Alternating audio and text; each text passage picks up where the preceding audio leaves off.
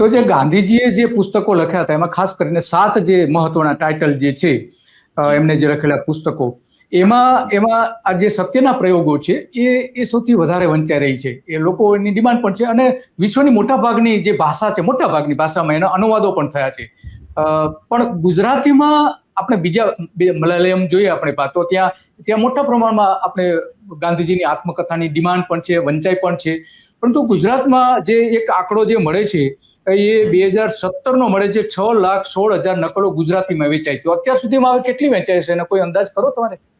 હા, એટલે બીજી 2-1 લાખ એ તો ડેટા જોવો પડે, પણ બીજી 2-1 લાખ નકલો તો 5 વર્ષમાં વેચાઈ. 1 લાખ 2 લાખ તો ના કહું હું, પણ એટલી તો વેચાતી હોય છે.